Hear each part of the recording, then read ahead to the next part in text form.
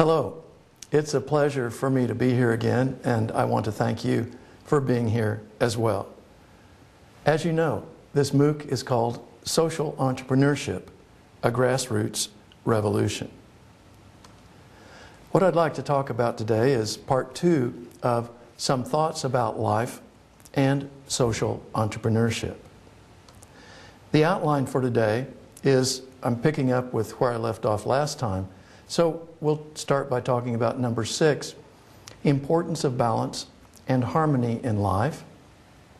Number 7, positive energy in us and society. 8, the difficulties of social entrepreneurship. 9, business entrepreneurs compared to social entrepreneurs. Number 10, volunteers compared to social entrepreneurs. And the last item is social entrepreneurship new?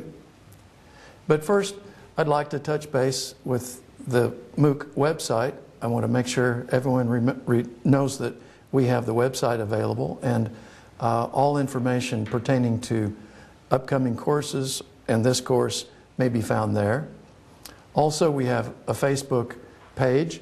All you need to do is search for Social Entrepreneurship Program. And I'd also like to mention the optional book. This is not required, and it is not necessary to have this book, but some people enjoy having a written study source. So let's take a look at number 6, the importance of balance and harmony in life. I want to mention balance because this is an important idea in some countries. It is an issue that we talk about here in the United States, but it's my understanding that in some other countries it's even more important. Balance relates to social entrepreneurship, it seems to me.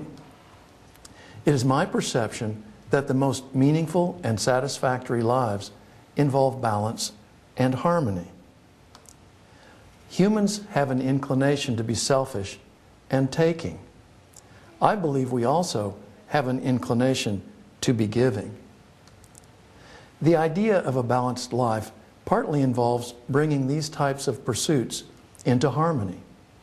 Seek to meet our needs, but also give of ourselves as we seek to help others meet their needs. I have found that professional and economic success means little unless other parts of my life are in harmony. My guess is that many other people who are viewing this MOOC have had similar experiences. It's very interesting how important balance is in life. I encourage you to follow whatever path you define as important. I also invite you to consider some points from this course to be related to balance in life. It is possible that what I offer can help bring greater balance to your life. I encourage all of us to take a look at our lives and to analyze how much of our life is taking and how much of our life is giving. To what extent do our lives reflect balance? We are all takers, and to a certain extent, taking is an aspect of a healthy life. In my life, I have found many situations in which I have taken to bring me only short-term satisfaction. But I've found in my life that the type of giving that I have when I'm engaged in social entrepreneurship projects brings me deep meaning. And it's ironic that sometimes as we are giving, that we are actually receiving a great deal. This seems to me to be a part of what is involved with social entrepreneurship. The next issue I'd like to take a look at is positive energy in us and society. Here's another issue important in some other countries, perhaps even more important than the United States. Human society does not exist apart from people. People make whatever your and my society are. Humans bring energy to their society. Some human energy is positive and beneficial, and other energy is not. Social entrepreneurship brings positive energy to us as individuals and to our society. All societies have some positives and some negatives. Social entrepreneurs with pure hearts bring something special to societies, and this is what is the basis of the type of peaceful revolution that I'm trying to encourage in this course. The next issue is the difficulties within social entrepreneurship. Social entrepreneurship is the use of innovation to start new projects or to improve existing projects to help people in need. Each of these steps can be difficult. Coming up with a new idea is the first step. Implementing that idea to form a working project is a second step. There is difficulty in both steps. I believe the key is to start small and work at the grassroots. I believe that we don't need to go to another nation to find our place to do our social entrepreneurship work. Wherever we are is a good place for our work. The next issue is a business entrepreneur compared to a social entrepreneur. A business entrepreneur's primary purpose is to make money. A social entrepreneur's primary purpose is to assist people in need. Although a business entrepreneur may contribute to assisting people in need, the primary purpose is always financial profit. Although a social entrepreneur will probably need some money to be able to operate, the primary purpose is always to help people in need.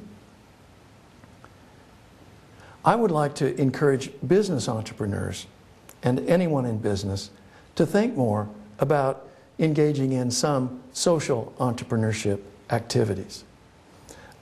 The business entrepreneur could create a product of value to people in need, or donate money to a social entrepreneurship project, or donate some of their products. For example, if they're making shoes or bottled water, those can be useful to people in need. I would also like to encourage social entrepreneurs to think a little bit more about making money. Most social entrepreneurs in the United States depend primarily on donations from individuals and corporations and on grants from funding sources. But I would like to encourage social entrepreneurs to think more about, well, to think a little bit more in a business entrepreneurial manner. The point being, not depend so much on donations or grants, but ask yourselves, is there something we can sell? I think it's very important for the strength of a social entrepreneurship project to be funded not just by donations and grants, but to try to find something to sell and to receive funding in that manner as well. The next issue is nonprofit and for-profit opportunities. And this relates to what I was just talking about a little bit. Many for-profit companies around the world find ways to help people in need, either by the products they produce or other ways. Businesses with a social conscience often devote a portion of their profits to helping others. Although much opportunity to help others exists within the for-profit business situation, most projects to help others are found within nonprofit organizations. As I discuss issues in this course, my main focus will be on nonprofit efforts to help people in need. And here are three labels that are sometimes used. NPO would stand for nonprofit organization. NGO, this is fairly well known, non-government organization. And then in the United States, a label that is well known is 501c3. This is a classification in the U.S. tax code for a type of nonprofit.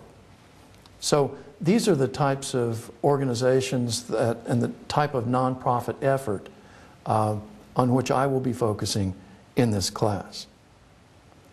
It's interesting, it's my perception that most of the best innovative social entrepreneurship ideas that emerge are not from professional social entrepreneurs, but they're from everyday people who are just living life. And they have an idea, they decide they want to commit at least a part of their life to this idea that's going to help other people in need. And then they eventually transition into one of these types of nonprofit organizations. As I discuss... Okay. No problem with me, because you transitioned to that PowerPoint slide before you stopped, so 4212. Ow.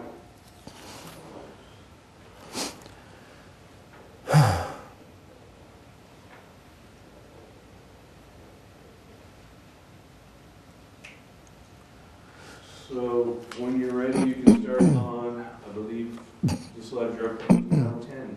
Thank you, sir. The next issue is volunteers compared to social entrepreneurs. Volunteers are often very important to social entrepreneurs. Start that slide again when you're ready. Thank you. Sorry, Andy. You're fine. The next issue is volunteers compared to social entrepreneurs. Volunteers are often very important to social entrepreneurship initiatives, but volunteers are not the same as social entrepreneurs.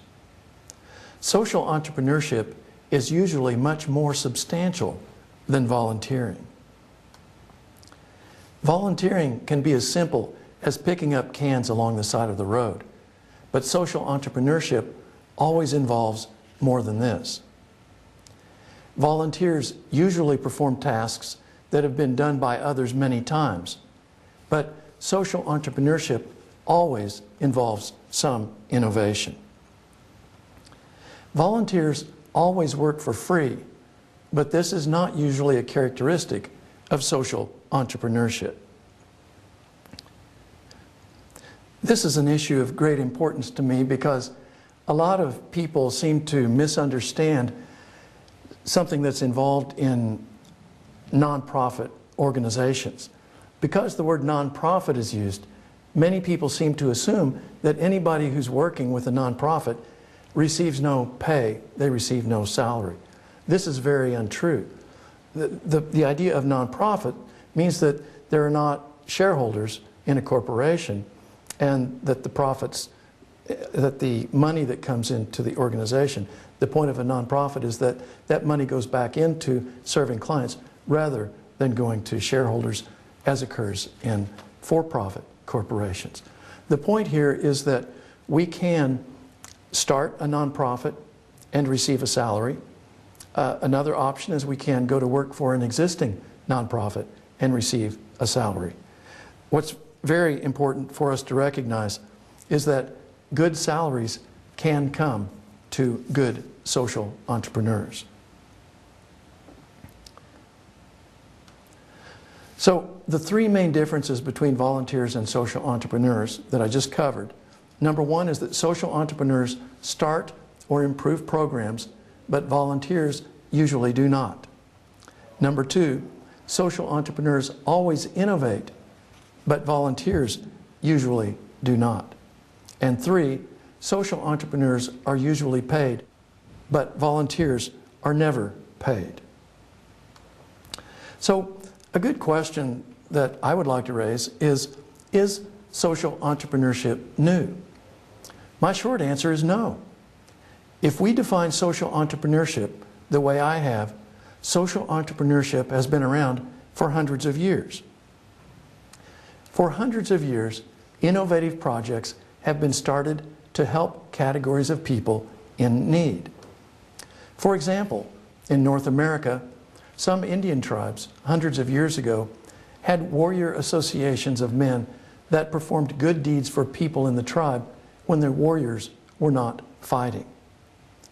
And in the more technologically advanced nations of the world in the 1600s and 1700s, organized assistance to some categories of people existed.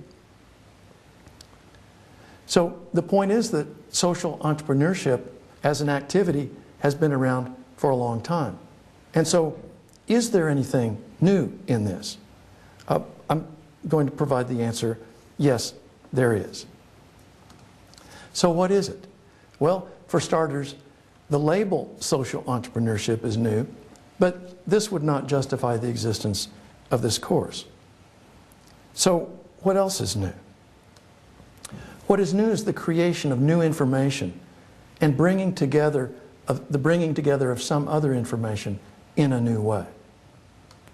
What is new is the empowerment of individuals around the world through access to information. What is new is the empowerment of individuals around the world through connective technology.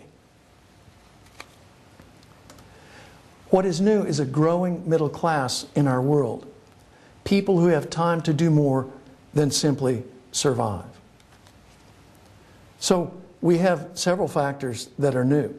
First of all, there's some new information, and information is growing at a rapid rate, as you know. Second, existing information is being organized in new ways that provides new ideas and new opportunities. Third, I'm just repeating the points that I just covered. Third, there's individual empowerment as a result of more and more people having access to vast amounts of information through the internet.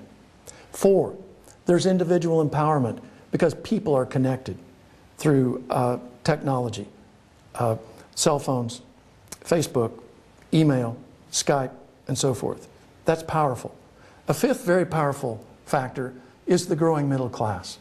More and more people have enough money to relax a little bit, to spend money and spend time in areas other than simply survival. So as a result of a growing middle class across the world, more and more people, millions more people, have the opportunity to think more about other people in need, and also have the opportunity to do something to help other people in need. So I see our time changing. Something very significant is happening.